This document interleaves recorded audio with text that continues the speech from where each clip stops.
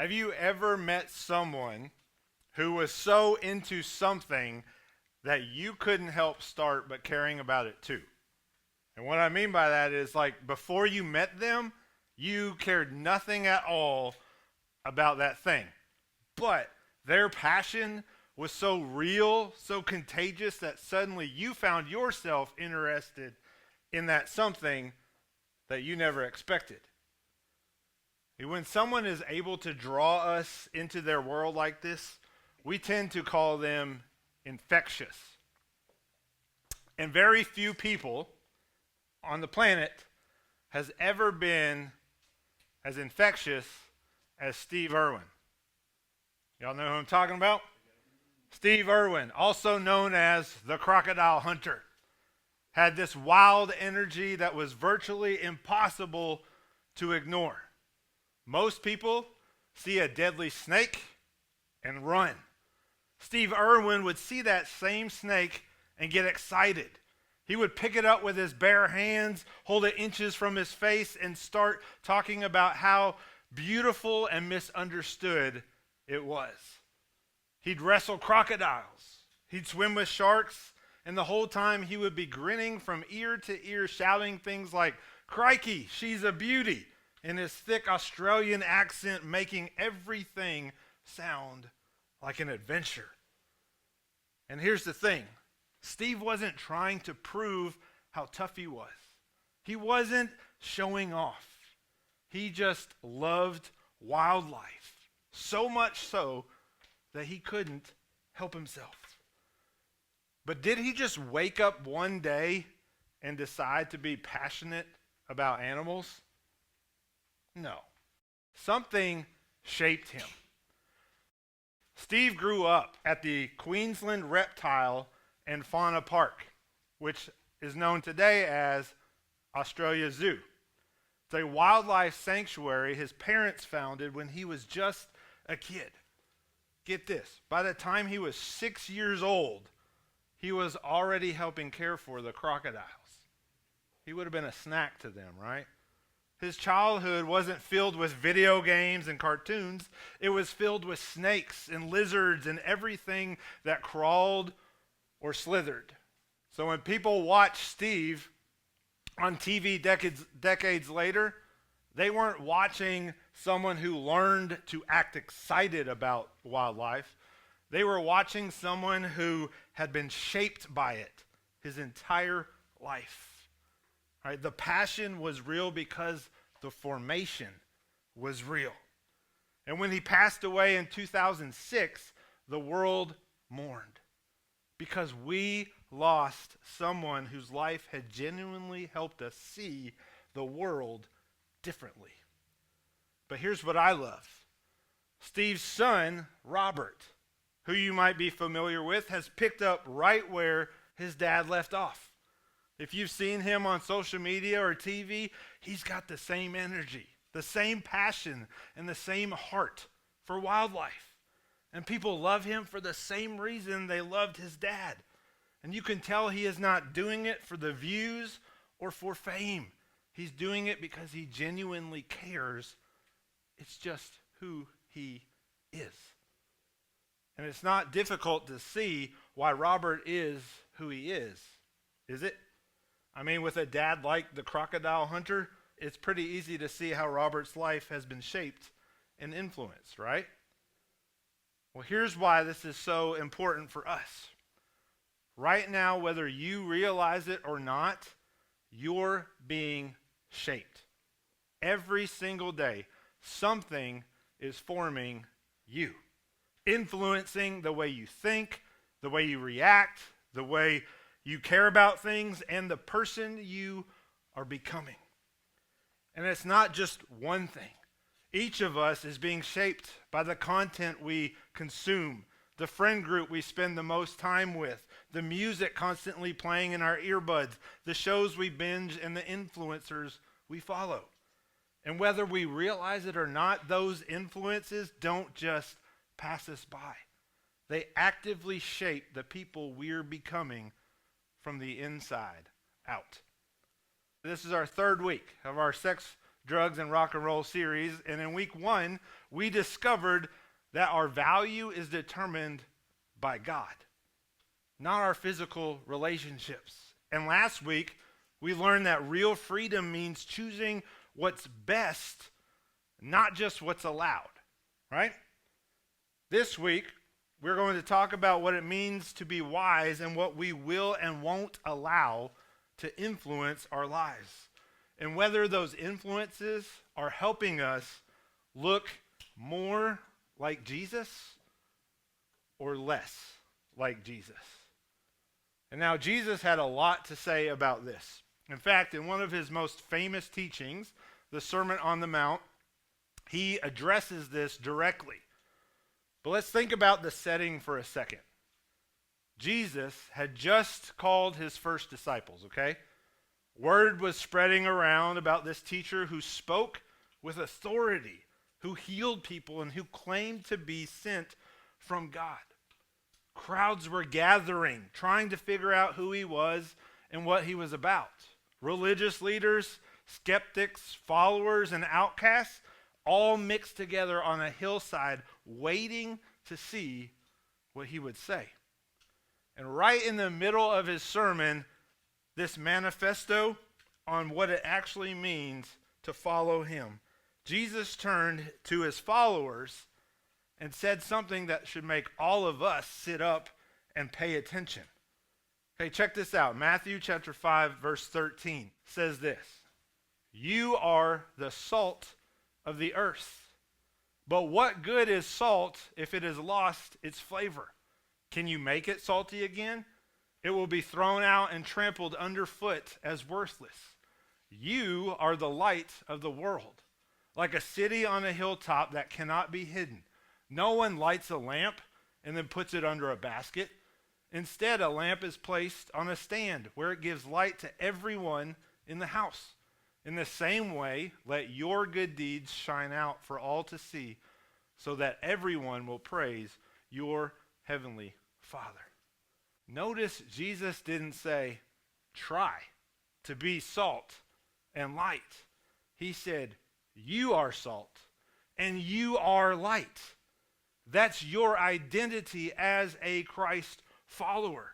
It's not something that you work towards. It's who you already are. But here's where it gets interesting. In Jesus' world, salt wasn't just used for seasoning food, right? It was a preservative. It kept food from rotting. It made bland meals come alive. If you had salt, you had something valuable and light.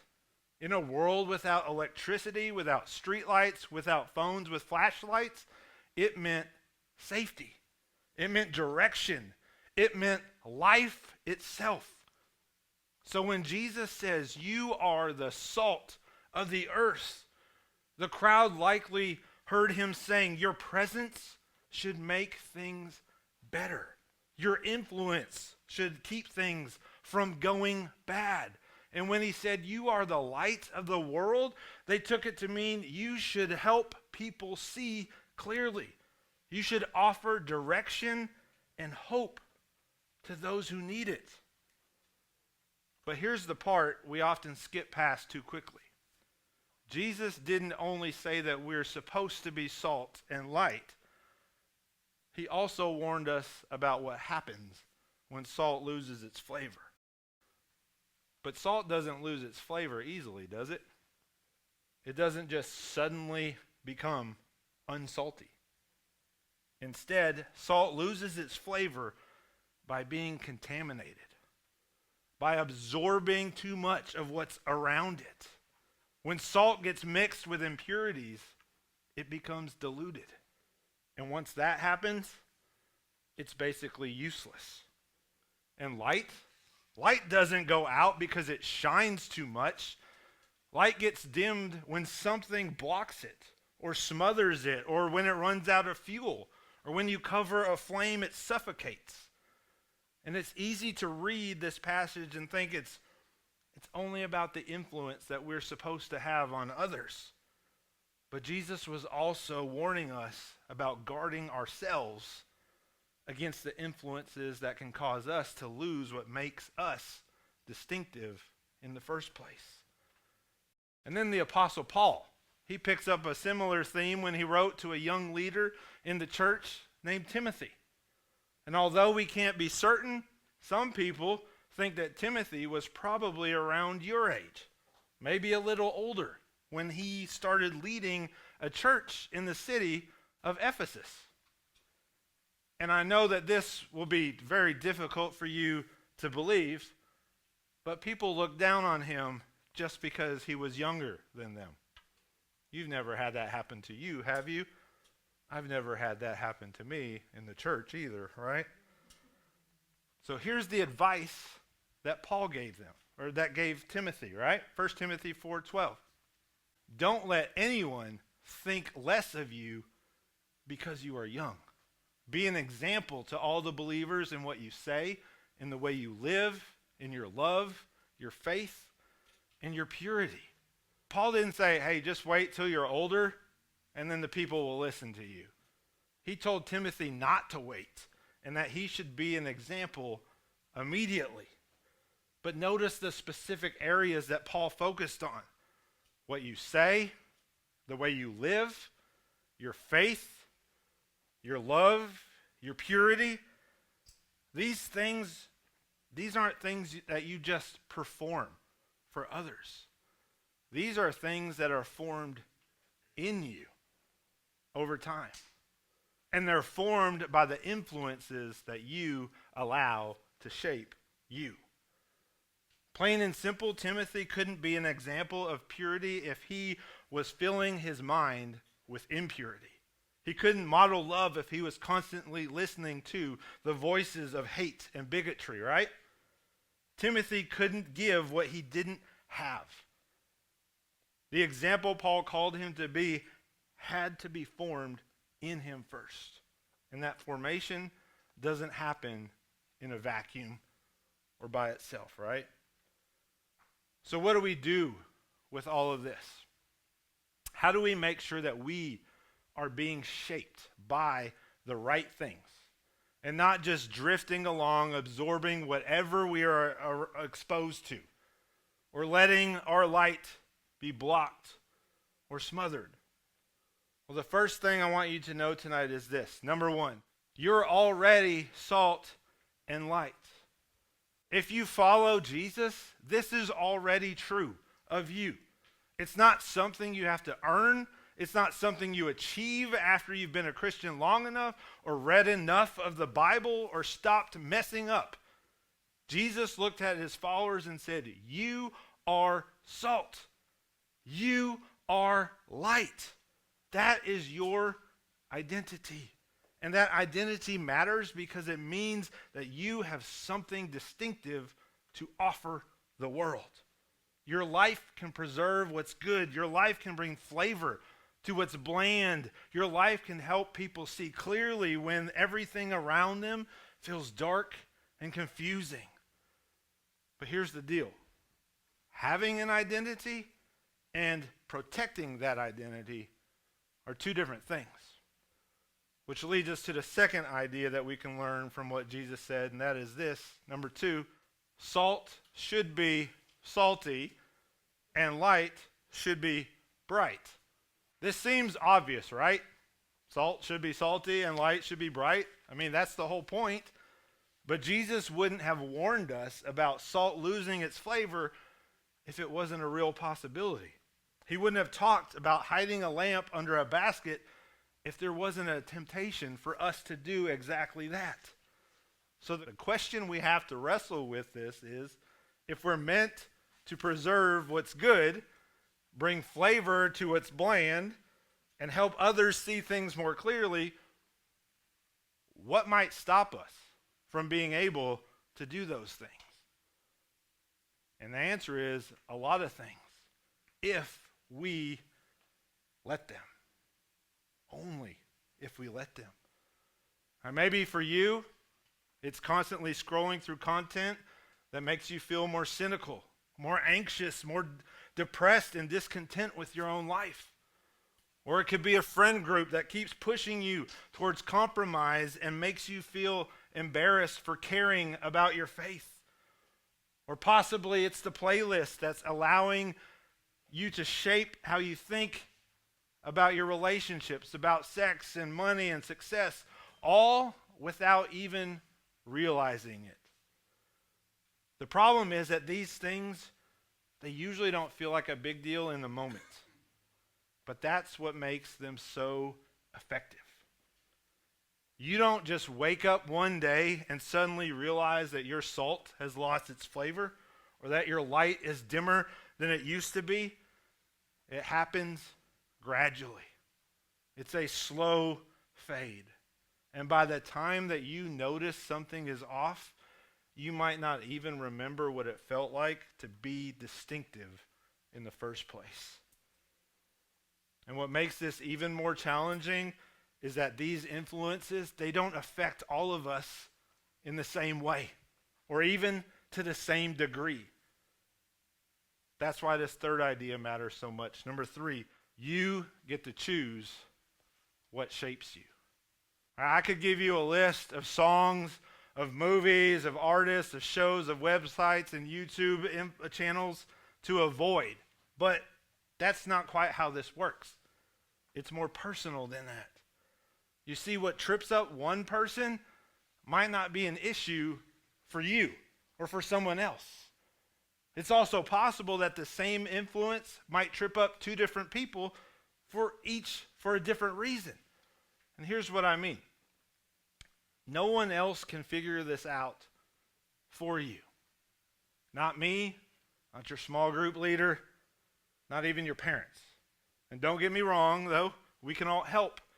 But ultimately, you're the one who has to be honest about what's shaping you. And you're the only one who can really know for sure whether it's moving you towards Jesus or away from him. But here's the thing. That's actually good news. It's great news. It means that you are not stuck. You're not just the victim of whatever comes your way. You get to choose. And what you choose to let in today helps shape the person you'll be tomorrow. So if we get to choose what shapes us, how do we actually do that? How can we guard ourselves from harmful influences without overcorrecting and cutting ourselves off from everything? The first thing that you can do is this. Notice what's shaping you. Every single day, we scroll, we listen, we watch, we hang out, but how often do we actually stop to think about what's shaping us and whether it's for better or for worse? Most likely, it's not very often. So I want to challenge you to pay attention to how you spend your time and what content you are consuming. Check your screen time, scroll through your feeds, take a look at a list of your most played songs, and as you do, just ask yourself one simple question.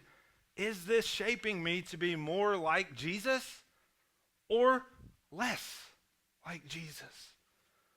And now I'll be the first to admit that if you're doing this for the very first time, it can feel a little overwhelming. For example, did you know that the average TikTok user opens the app at least 19 times a day? And if they scroll through even as few as 5 videos each time, that's almost 100 videos from 100 different content creators that you're evaluating. Or did you know that over the course of an hour of listening to Spotify, you'll probably be able to hear between 17 and 25 different songs? And if each song has 700 words, examining all of those lyrics would be like reading a novel. But that's kind of the point though, right? If we're consuming that much content without ever stopping to think about it, that's a lot of influence that we've never actually evaluated. So my advice to you is don't try and do it all at once. Pick one thing, because you should start somewhere. Pick one app, one playlist, one channel, and ask the question, is this shaping me to be more like Jesus or less like Jesus? And then as you start to grow in your awareness, the next step is number 2, is step back from something negative.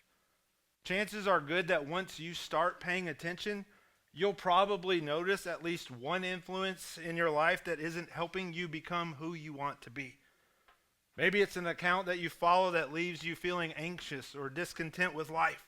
Maybe it's an artist that you're listening to that's pulling your mind in a direction that you don't actually want to go and you don't need to go. Again, I can't tell you what that one thing is. Only you know. Only you can be honest with yourself.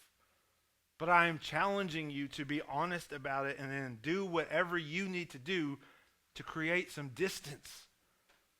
And this doesn't have to be dramatic, right? You don't have to announce it to anyone. Just mute the account, delete the playlist, spend a little less time in that space, and then be patient and see how you start to feel without that influence dragging you down. And my guess is that it might feel a little strange at first, maybe even uncomfortable, but the truth is we get used to certain influences being part of our routine. And at first, stepping back from those influences can make us feel like something's missing. But here's the thing. That feeling is actually a good sign. It means that that influence had more hold on you than you realized. And the good news, that feeling doesn't last. Eventually, you'll find that you actually feel more free. But that can take a little while, which is why the third step is so important. Number 3, step toward something better. Stepping back from negative influences is important, but that's only half the equation. Because if you just create an empty space, something else will fill it. So as you step back from something negative, I want to encourage you to also step towards something that could cause the light that Jesus talked about to grow a little brighter. Maybe it's choosing music that's a little bit more positive, or perhaps it's spending time with friends who encourage you to be a better person, to be a better version of yourself. Or it could even be spending a few minutes reading scripture before you start your day. Our mindset, getting it in the right place. Again, I can't tell you exactly what this should be, but I can tell you that nobody becomes the person they want to be by accident. It takes effort. It takes work. It wasn't an accident that Steve Irwin became the crocodile hunter. And Timothy didn't become the leader he was by accident either. Becoming who you were meant to be takes effort.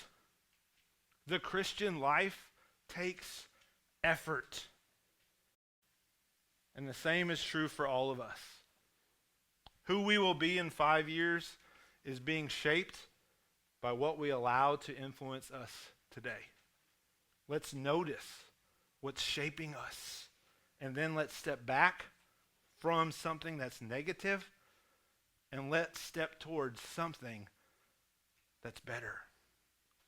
Is it making us more like Jesus, or is it making us less?